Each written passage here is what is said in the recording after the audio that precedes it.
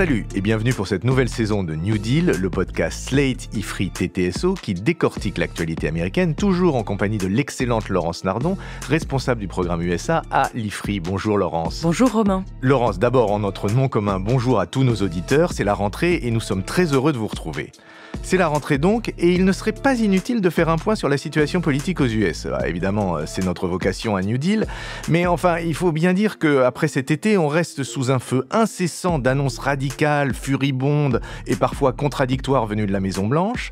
Et après 8 mois d'exercice, il n'est pas inutile de se demander quelles sont les grandes lignes qui se dégagent. Alors Laurence, aidez-nous à faire un peu de sens avec cette administration Trump 2 pour mieux appréhender les mois à venir. Oui, vous avez raison, il y a une certaine furie trumpienne sur la forme, sur le style, mais sur le fond aussi, il y a eu de la confusion depuis janvier dernier, parce que cette administration joignait au départ des courants idéologiques différents et pas forcément compatibles sur toutes les questions. J'en parle au passé avec une certaine prudence, bien sûr, parce qu'il y a quelque chose qui me semble très net en ce début septembre, c'est que dans les actions entreprises par cette administration Trump 2, l'un des courants idéologiques l'emporte nettement sur les autres, c'est le courant du populisme d'extrême droite et il promeut notamment un projet principal, celui de renforcer l'autorité du président. Mais vous parlez de plusieurs projets à l'origine du Trumpisme. Revenons au début. Décrivez-nous, s'il vous plaît, les différents projets politiques qui étaient convoqués par Trump 2. Il y avait d'abord le courant populiste d'extrême droite, un courant qui est en réalité très ancien aux États-Unis,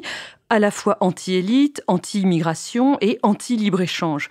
Il y avait en parallèle de ce courant celui de la réaction religieuse, ultra-réac sur les questions sociétales, que ce soit les droits des femmes, l'IVG, les droits des gays, la question trans, etc.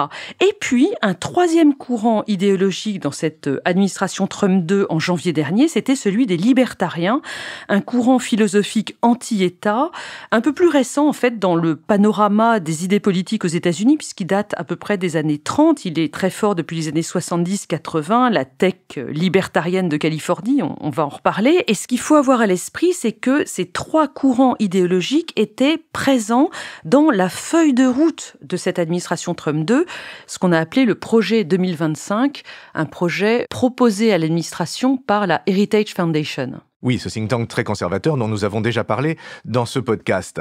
Mais donc, trois courants d'idées qu'on a retrouvés dans les nominations effectuées par l'administration Trump. Comment est-ce que le rapport de force ou les choses ont évolué depuis ? Eh bien, les choses ont évolué de manière très inégale pour ces trois courants de pensée politique.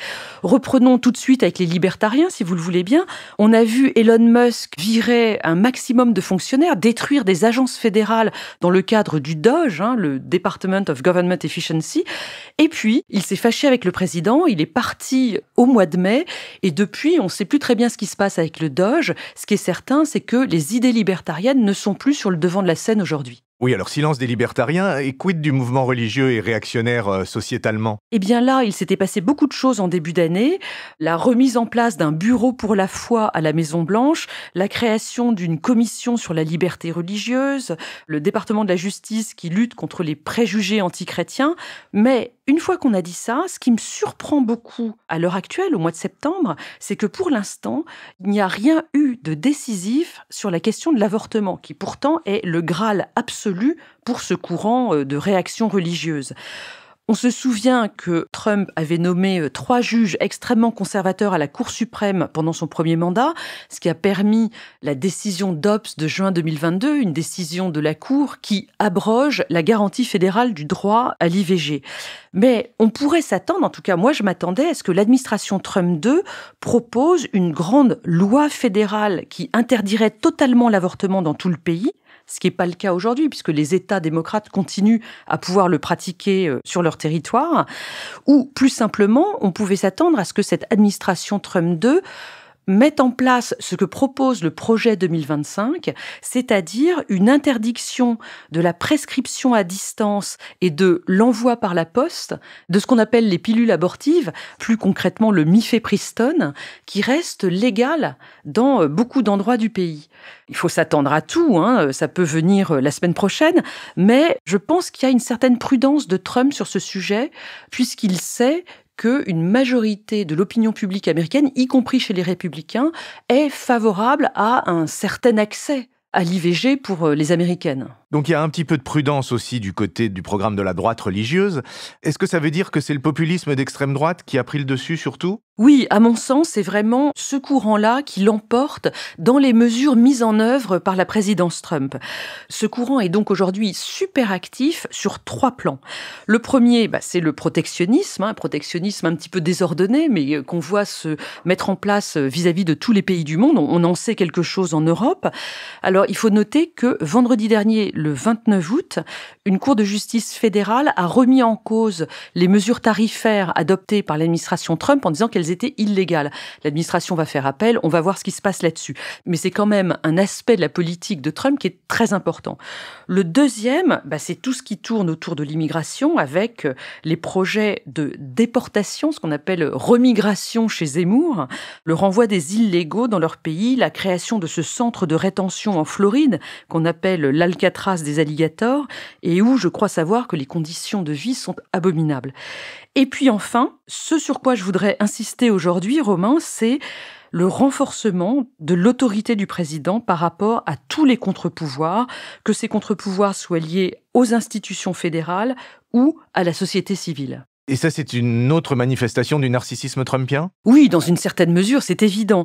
Mais pas seulement. Il y a une raison idéologique à ce renforcement des pouvoirs du président qui est au cœur du populisme. Et là, permettez-moi de faire une petite explication. Dans le populisme, il y a cette idée très importante que c'est le peuple qui est souverain et qui doit décider des choses et qu'il est constamment trahi par les pouvoirs intermédiaires, que ce soit les cours de justice ou la représentation législative. Le populisme, depuis Mussolini, explique que le peuple ne peut être représenté que par un homme fort qui va venir puiser sa légitimité démocratique régulièrement auprès du peuple par des élections ou des référendums. Là, on peut même faire référence à Napoléon III. Et donc, le fait de concentrer les pouvoirs dans les mains d'un président, en l'occurrence Trump, est finalement respectueux de la légitimité populaire. C'est ça le principe du populisme, c'est ça la théorie politique qui se cache derrière le renforcement des pouvoirs de Donald Trump. Elle est activée par tous les penseurs autour de lui, Russell Vaux, Steve Bannon et J.D. Vance. Et alors concrètement, comment ça se décline ? Eh bien, comme je le disais, ça se décline sur la société civile et sur les institutions. Société civile, on a vu la présidence faire pression ces mois derniers à la fois sur les médias, sur les cabinets d'avocats et sur les universités. Et puis, sur les institutions, commençons par le Congrès. La session a repris hier, mardi 2 septembre. On voit déjà depuis des mois des pressions de la Maison-Blanche sur les élus républicains, des pressions qui sont extrêmement efficaces. La dernière attaque en date, mais il y en a tellement d'autres, c'est que Trump veut supprimer 5 milliards de dollars de fonds qui ont été votés par le Congrès. En l'occurrence, il s'agit de l'aide extérieure. Cette suppression de fonds déjà votés, ça s'appelle une rescission. Et il faut normalement qu'elle soit approuvée par le Congrès, parce que c'est le Congrès qui a l'autorité sur les financements, c'est dans la Constitution. 9 milliards de dollars déjà votés par le Congrès ont été supprimés ces derniers mois, mais avec l'approbation du Congrès. Pour les 5 milliards dont il est question aujourd'hui, Trump veut passer en force sans l'approbation des élus. Mais ça, c'est complètement anticonstitutionnel. Oui, absolument. Par rapport maintenant aux cours de justice. Alors là, il faut dire qu'il y a une guérilla permanente entre les décisions des différentes cours dans le pays sur tous les sujets. Alors une fois, le président gagne, une fois, il perd. Mais attention, il y a eu une décision de la Cour suprême très importante le 27 juin dernier, 2025, Trump versus Casa.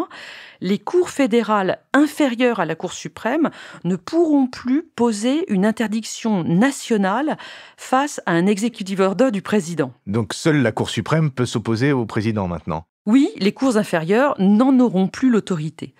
Venons-en maintenant à la contestation des pouvoirs de l'administration fédérale, une évolution qui me semble vraiment extrêmement frappante. Parce que ce qu'on voit, c'est que le président essaye de regrouper des pouvoirs qui appartenaient à sa propre administration fédérale. C'est lié à une théorie juridique, je ne rentre pas dans les détails, qui s'appelle celle de l'exécutif unitaire. Oui, c'est une sorte de recentralisation du pouvoir aux mains du président, une théorie dont nous avons déjà parlé dans ce podcast. Oui, donc seul le président existe. Et pour en prendre une illustration, pour voir un peu de quoi on parle, je voudrais qu'on écoute un extrait d'une réunion de cabinet, un genre de conseil des ministres, qui a eu lieu le 28 août. Écoutez bien, on voit différents membres du cabinet, chacun leur tour, se montrer d'une obséquiosité vraiment gênante vis-à-vis du président.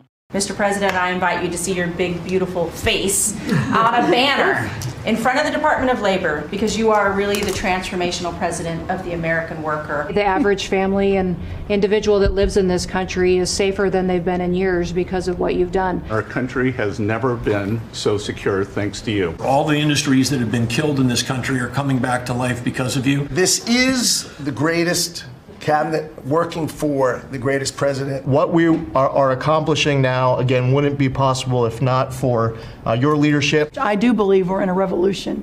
1776 was the first one.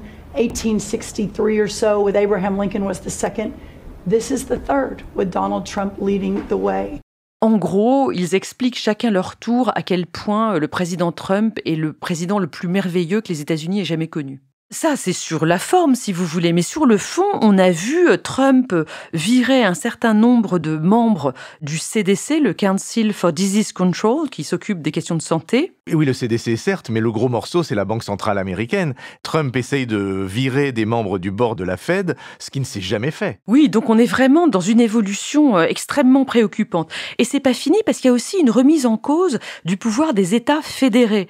On a vu, rappelez-vous, le déploiement de la garde nationale à Los Angeles, à Washington plus récemment, peut-être à Chicago dans les jours qui viennent.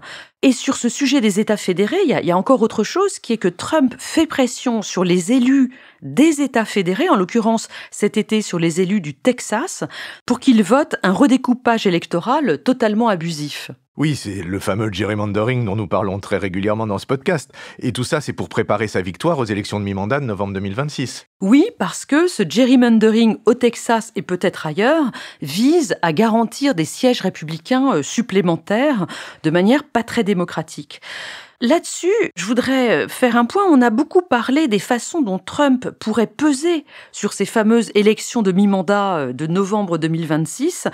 Certains observateurs vont jusqu'à penser qu'il pourrait éventuellement essayer de les supprimer, ce qui me semble assez difficile parce que les élections relèvent des États et pas du tout du niveau fédéral.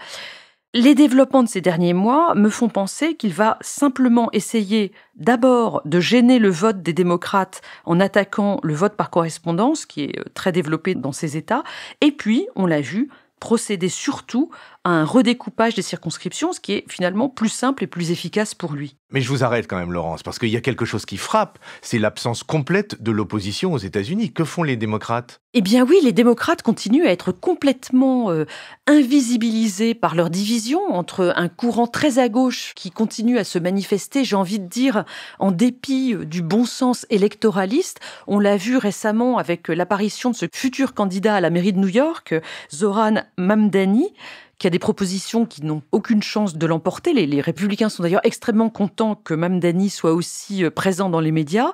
Et puis, un courant démocrate centriste qui essaye de trouver des nouvelles propositions après 4 ans d'administration Biden, qui a fait énormément de choses sans aucun succès électoral, là encore. Il y a pourtant eu des manifestations lundi 1er septembre pour la fête du travail américaine, sous des bannières « Workers over Billionaires », les travailleurs plutôt que les milliardaires. Mais c'est difficile d'évaluer leur succès et surtout les retombées que ça pourrait avoir en termes électoraux pour les démocrates.